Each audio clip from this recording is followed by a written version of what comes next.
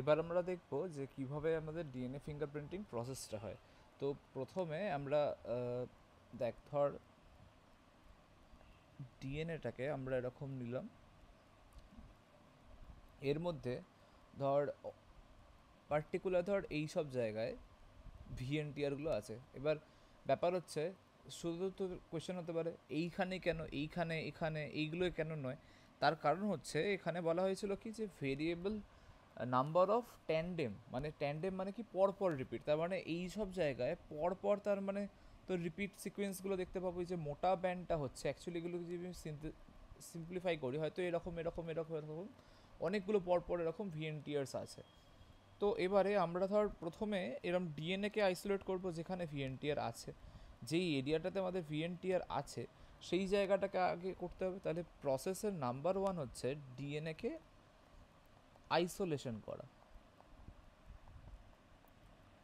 তারপর এই জায়গাটা এবার ধর পুরো ডিএনএটা তো আমার লাগবে না, আমার লাগবে কোন জায়গাটা শুধু আমি যদি একটু অন্য কালি দিয়ে মার্ক করি, আমার লাগবে এই জায়গাটা আর এই জায়গাটা থেকে এখান থেকে এতটার মধ্যে, মানে এতটুকু আমার কেটে নিতে হবে। এবার এই ডিএনএকে এতটা সেগমেন্টে কাটবে কে?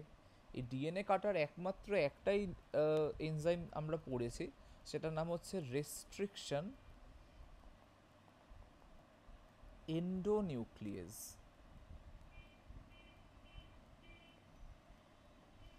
যেটাকে আর ই এনজাইম বলা হয়। তো এ এসে এই পার্টটুকুকে কেটে দেয়। তার মানে আমরা দেখ এখন তাহলে কী কী পাবো রেজাল্টে, আমরা এইদিকে যদি আঁকি, ধর এই হচ্ছে আমার ডিএনএর একটা সেগমেন্ট, তারপরে আসবে আমাদের এই রকম একটা পার্টিকুলার একটা সেগমেন্ট যেটা ভিএনটিআর আছে, আর একটা মাথার ওপরে যেরকম এরম সেগমেন্ট, আর নিচের দিকটাতে গোটাই একটা গোটা সেগমেন্ট। তো তার মানে আমরা কী কী সেগমেন্ট পাচ্ছি, এটা এক, এটা দুই, এটা তিন, এরকম তিনখানা সেগমেন্ট আলাদা আলাদা পেয়ে যাচ্ছি ডিএনএ। এবার আমার দরকার কোনটা? আমার তো দরকার শুধু এই পার্টটা, মানে আমাদের কিন্তু সবটা লাগবে না, আমাদের শুধু এইটুকুটাকে দরকার হবে। তাহলে এইখানে আবার আমাদের কি করতে হবে, জেল ইলেকট্রোফোরোসিস প্রসেসটাকে করতে হবে।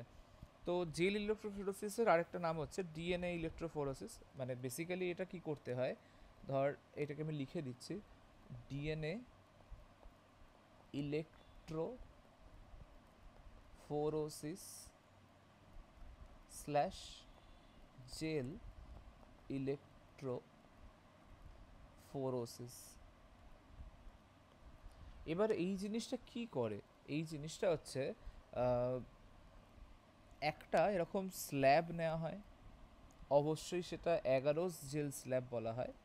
ধর এরকম একটা স্ল্যাব নেওয়া হলো, তো এই স্ল্যাবটা হচ্ছে 11 জেল স্ল্যাব বলা হয়, মানে 11 দিয়ে তৈরি একটা জেলের স্ল্যাব। তো নর্মালি সেখানে একটা ব্যাটারি দিয়ে কানেক্ট করে দেওয়া হলো, ধর এই টার্মিনালটা থেকে এই টার্মিনালে আমরা একটা ব্যাটারিকে কানেক্ট করে দিলাম।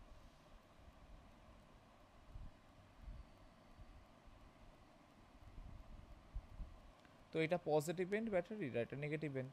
আর এখানে যদি পজিটিভ থাকে, এটা যদি নেগেটিভ থাকে, আর আমাদের ডিএনএ সবসময় মনে রাখবি সে ডিএনএ সব সেগমেন্ট সবসময় কী হয়, নেগেটিভ হয়।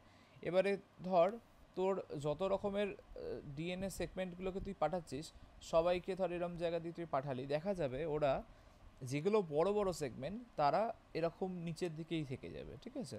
আমি ধরলাম ধর এরকম বড় বড় সেগমেন্টসগুলো সব নিচের দিকেই রয়ে গেল, আর ছোট সেগমেন্ট যারা আছে তারা আস্তে আস্তে পজিটিভ টার্মিনালের দিকে আসতে থাকবে। আমি ধরলাম ধর এরকম ছোট সেগমেন্ট যারা আছে তারা পজিটিভ টার্মিনালে চলে আসছে। তো এরমভাবে আমাদের তার মানে দেখা যাচ্ছে যে জেল ইলেকট্রোফোরোসিস টেকনিকে এরকম প্লাস মাইনাস দিয়ে আর কি আলাদা করে নিতে পারি আমরা, মানে ডিএনএ ধর যে সেগমেন্টগুলো আছে, ছোট সেগমেন্ট বড় সেগমেন্ট এরকমভাবে আলাদা করে দিতে, তাহলে আমরা এগুলোকে মার্ক করে দিতে পারি। এইগুলো কি, এগুলো হচ্ছে আমার লার্জার ফ্র্যাগমেন্ট।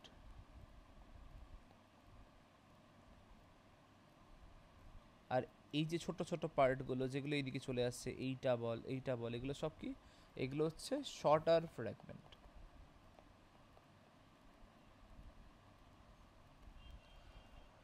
তো এইভাবে আমরা এই ট্রেটাকে ধর আলাদা করে এবারে ইথিডিয়াম ব্রোমাইডের মধ্যে চুবিয়ে দেবো। কারণ দেখ আমরা তো ডিএনএকে দেখতে পাচ্ছি না, নিশ্চয়ই কিছু সেপারেট হয়েছে, কিন্তু থোড়ি না আমরা চোখে দেখতে পাবো, কারণ ডিএনএ তো খালি চোখে দেখতে পাওয়া যায় না। তা আমি ন্যাচারালি এটা দেখতে পাবো না যে ডিএনএ আদৌ এসছে কি গেছে কি না।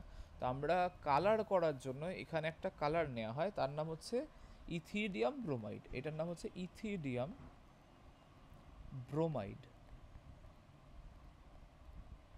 এটা কি? এটা একটা ডাই, অবভিয়াসলি এটা একটা বাফার সলিউশন।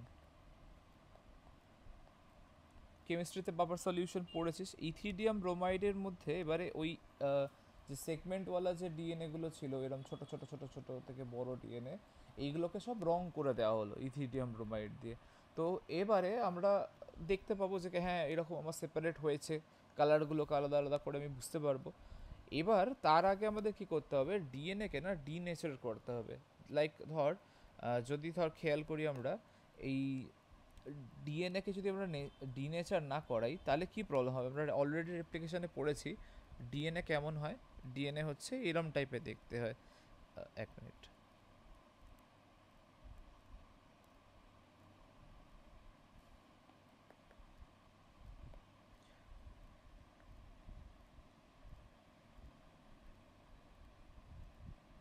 এরম টাইপের ডিএনএ সেগমেন্ট দেখতে হয়। তো এবার ডবল হেলিক্স স্ট্রাকচার যদি থাকে, আমরা ফার্দার এক্সপেরিমেন্ট করতে গেলে কখনোই এরকম ডবল হেলিক্সে কিছু করতে পারবো না। আমাদেরকে কী আনতে হবে, এটাকে সিঙ্গেল সিঙ্গেল স্ট্র্যান্ডের মধ্যে আনতে হবে। তো ন্যাচারালি আমাদেরকে তার মানে 4 নম্বর প্রসেস যেটা করতে হবে, ডিএনএকে ডিনেচার করতে হবে। ডিনেচুরেশন বা এই পাকটাকে খুলে দিতে হবে।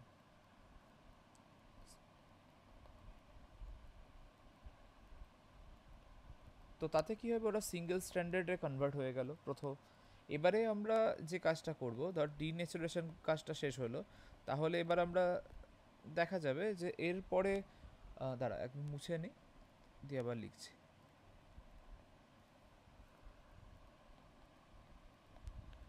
এবার আমরা করব হচ্ছে নাইট্রোসেলুলোজ পেপারের মধ্যে দিয়ে দেবো, নাইট্রোসেলুলোজ পেপারের মধ্যে পাঠাবো। এবার নাইট্রোসেলুলোজ পেপারটা কি? নাইট্রোসেলুলোজ পেপার হচ্ছে এই যে ধর আমরা যেরকম ডিএনএ সেগমেন্টগুলোকে পেলাম, এটা একটা একটা এরকম পেপারের মধ্যে বসাবো, যার মধ্যে আমরা কিছু ওই ইথিডিয়াম ব্রোমাইডের মধ্যে দিয়ে কালার করা ডিএনএ সেগমেন্টগুলোকে, দ্বারা বড় হয়ে যাচ্ছে আস্তে আস্তে, ছোট ছোট ছোট ছোট ছোট ছোট এরকম যত ডিএনএ সেগমেন্টসগুলো আছে আমাদের, এগুলোকে ধর এবার রং করে করে আমরা পাঠিয়েছি। তো প্রত্যেকটার এরকম আলাদা হয়ে যাওয়া পেপারগুলোর যে ডিএনএ সেগমেন্টসগুলো, এগুলোকে আমরা একটা নাইট্রোসেলুলোজ পেপারে নিয়ে যাই। কী প্রসেসে নিয়ে যাই? এই প্রসেসটার নাম হচ্ছে সাউদার্ন ব্লটিং। প্রোনাউন্সিয়েশনটা সাউদার্ন ব্লটিং। এবারে তার মানে আমরা ডিএনএকে নিয়ে যখন যখন এরকম সেগমেন্টেশন করব বা এরকম আলাদা করে কোনো পেপারের মধ্যে দেবো, তখন তাকে সাউদার্ন ব্লটিং বলে। আর একটা এক্সট্রা বলি, সেটা হচ্ছে আরএনএকে নিয়ে যদি কখনো করা হয় তাকে বলা হয় নর্দার্ন ব্লটিং। Northern bloating. তারপরে যদি প্রোটিন নিয়ে করা হয় তাহলে সেটা বলা হয় ওয়েস্টার্ন ব্লটিং। এগুলো এদের নাম। তো এইভাবে ধর নাইট্রোসেলুলোজ পেপারের মধ্যে প্রথমে দিল। এবার নাইট্রোসেলুলোজ পেপারে একটা এক্সট্রা জিনিস অ্যাড করা হয়, এর মধ্যে কিছু কিছু ডিএনএ এরকম ছোটো ছোটো প্রোব অ্যাড করে দেওয়া হয়। প্রোব জিনিসটা কি? এগুলো হচ্ছে রেডিও অ্যাক্টিভ ডিএনএ সেগমেন্ট টাইপের, এর তলায় তলায় বা পাশে পাশে এরকম অ্যাড করে দেওয়া হয়। কারণ আমরা এখনও অবধি এদেরকে এক্স রে হিসেবে বার করিনি। একটা পেপারে আমাদের দেখ সেই আমাদের যে 1 2 3 4 এই নাম্বারগুলো কিন্তু আমরা এখনও পাইনি। এই নাম্বারগুলোকে আমাকে আনতে গেলে এর পরেও একটা স্টেপ করতে হয়। সেই স্টেপটার নাম কি? সেই স্টেপটা হচ্ছে 6 নম্বর স্টেপ, যেটা তার নাম হচ্ছে অটো রেডিওগ্রাফি। তো অটো রেডিওগ্রাফিতে আমরা অ্যাকচুয়ালি দেখবো যে এই রকম জিনিসগুলো, যেগুলো ধর প্রোবওয়ালা জিনিস আমরা লাগাচ্ছি, এই প্রোবগুলো অ্যাকচুয়ালি কালার দিয়ে দিয়ে এই সব জায়গাকে পুরো ভালো করে বুঝিয়ে দেবে যে হ্যাঁ এইখানে এখানে আমার ডিএনএ প্যাটার্ন আছে, এইখানে নাম্বার আছে। আর অটো রেডিওগ্রাফিতে আরেকটা জিনিস হয়, সেটা হচ্ছে আমি এইখানটা এটাকে ইরেজ করে দেখিয়ে দিচ্ছি।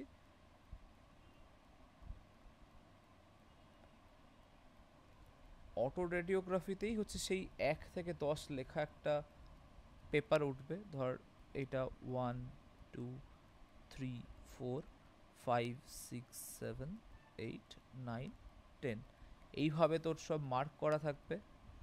তো ন্যাচারালি তুই এইখানে আমাদের ধর আগের যে সেগমেন্টসগুলো ধর বেরিয়েছিল, ধর এরকম এরকম এরকম এরকম ছিল, আর আমরা তো সেটা জানি না, তো তাকে আমরা দেখছি কালার চেঞ্জ করে করে দেখাচ্ছি, ধর সেটা এখানে এখানে এখানে এখানে এরকমভাবে বেরোলো, ঠিক আছে। বিভিন্ন ডিএনএ সেগমেন্ট ছিল, তার বিভিন্ন রকমের এরকম এলো, তাহলে আমরা সেখান থেকে তার ফিঙ্গারপ্রিন্টিং করতে পারি, এইটা একটা আলাদা সেগমেন্টের, এইটা একটা আলাদা সেগমেন্টের, আর এটা একটা আলাদা সেগমেন্টের, তিনটে আলাদা আলাদা সেগমেন্ট বানিয়ে দিতে পারি। তো সেই অনুযায়ী আমরা তাদেরকে ডিএনএ ফিঙ্গারপ্রিন্টিং করাই। তো পুরো প্রসেসটা হচ্ছে এইটা, যে এইটার মাধ্যমে হচ্ছে আমাদের কাজ করানো হয়। আচ্ছা, যেটা লেখা হলো না সেটা হচ্ছে এই যে আমরা বলছিলাম যে ইলেকট্রোফোরোসিস বলে, যে জেল ইলেকট্রোফোরোসিস, এইটাতে আমি এই পাঁচটাতে লিখে রাখছি বাঁ দিকটা করে, যে অ্যাকচুয়ালি এটা কি দেওয়া হয়। এটা কি টেস্ট করি,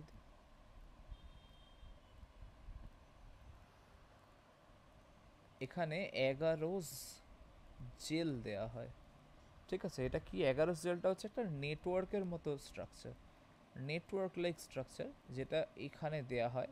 দিতে এটার যে ট্রেটা থাকে না, এর মধ্যে এই সব জায়গায় এরকম একটা বক্স মতো থাকে, এখান দিয়ে আমাদেরকে এদের ডিএনএগুলোকে পাঠাতে হয়। এখানে ডিএনএ পাঠালাম, এবার ধর পজিটিভ টার্মিনাল আর নেগেটিভ টার্মিনাল আছে, তো ন্যাচারালি নেগেটিভ টার্মিনালরা পজিটিভ টার্মিনালের দিকেই যেতে চেষ্টা করবে। এবার যেগুলো ধর বড় সেগমেন্ট, সেগুলোর অতটা পাওয়ার নেই যে যাবে, তো অটোমেটিক্যালি ওরা কী হবে, এরকম থেকে যাবে ওই জায়গাটায়। এবার আস্তে আস্তে ছোটো হতে হতে হতে হতে এখানে পজিটিভ টার্মিনালের দিকে চলে আসবে। এইভাবে ভিএনটিআরগুলোকে আমরা আলাদা করতে পারি। তাহলে অ্যাকচুয়ালি ভিএনটিআরকে যদি আমরা বলি, ডিএনএকে প্রথমে আইসোলেট করতে হবে, যে যেখানে হচ্ছে আমাদের ডিএনএর মধ্যে ভিএনটিআর আছে সেই জায়গাটাকে বাঁচতে হবে। এবার সেই জায়গাটাকে আলাদা করবে কে, সেটা হচ্ছে আমাদের রেস্ট্রিকশন এন্ডোনিউক্লিয়াস। রেস্ট্রিকশন এন্ডোনিউক্লিয়াস কী করে না, ওই ডিএনএর যে পোর্শনটায় ধর ভিএনটিআরটা ছিল সেই জায়গাটুকুটাকে কাটবে, মানে এইটুকুটাকে কেটে দেওয়ার কাজ করে হচ্ছে রেস্ট্রিকশন এন্ডোনিউক্লিয়াস এনজাইমটা। তো এবারে এইটা দিয়ে ধর কোনো মানে ডাইজেশন করিয়ে দিলাম, তাহলে ডেফিনেটলি এই জায়গাটা আমার পার্ট হয়ে যাবে। কিন্তু ব্যাপার হচ্ছে কি, এখানে অনেকগুলো ফ্র্যাগমেন্ট চলে আসবে, একটা এরকম বড় ফ্র্যাগমেন্ট চলে আসবে, তার সাথে ধর ওই ভিএনটিআর ফ্র্যাগমেন্ট, তার উপরের যে পার্টটা ছিল সেটা। এবার সেইগুলোকে আবার আলাদা করতে হবে, আমার তো লাগবে শুধুমাত্র এই পার্টটা। এই পার্টটাকে নিয়ে আসার জন্য আমরা আবার তারপর ফার্দার কি প্রসেস করব, 4 নম্বরের এই ডিন্যাচুরেশন করিয়ে ডিএনএগুলো যাতে আর ডবল স্ট্যান্ডার্ড না হতে পারে, এরকম না হতে পারে, তাই জন্য আমরা প্রথমে ডিন্যাচুরেশন করব। তার আগে আমরা ইলেকট্রোফোরোসিসের মধ্যে দিয়ে এটাকে সেপারেট করে দেবো, যে ডিন্যাচুরেশনটা আমাদের হবে সেকেন্ড টাইম, যাতে ও আর এরম ডবল স্ট্যান্ডার্ড না হতে পারে সেটাকে ফিক্স করলাম। দিয়ে এই যে পেপারটাকে আছে, এই পেপারটাকে আমরা নিয়ে যাচ্ছি কোথায়, নাইট্রোসেলুলোজ পেপারের মধ্যে নিয়ে আসবো। নাইট্রোসেলুলোজ পেপারের মধ্যে আমরা এদেরকে প্রোব অ্যাড করে দেবো, যাতে পরের যে জেরক্সের মতো পেপার বা এক্স রে মতো একটা পেপার হবে, যেখানে অটো রেডিওগ্রাফি বলে একটা কাজ করানো হবে, এইখানে কি আসবে, ওই প্রোবগুলো খুব সুন্দর করে নাম্বার ওয়াইজ দেখা যাবে যে কার কোনটা সেগমেন্ট কী রকম কীরকমভাবে ফুটে ওঠে। আর এক্সট্রা যেটা বললাম সেটা হচ্ছে এই নাইট্রোসেলুলোজ পেপারে যখন বসানো হয়, তার টেকনিকটার নাম কি, সাদার্ন ব্লটিং। আরএনএকে যদি কখনো এরকম করা হয়, তাহলে তার নাম হয় নর্দার্ন ব্লটিং। আর প্রোটিনকে নিয়ে যদি কেউ কখনো দেখে, তার নাম হচ্ছে ওয়েস্টার্ন ব্লটিং। এটা ছিল পুরো আমাদের প্রসেসটা। যদি কেউ না বুঝে থাকিস তো ক্লাসে অবশ্যই আমাকে বলবি, এটা আমি একবার পুরোটা বুঝিয়ে দেবো।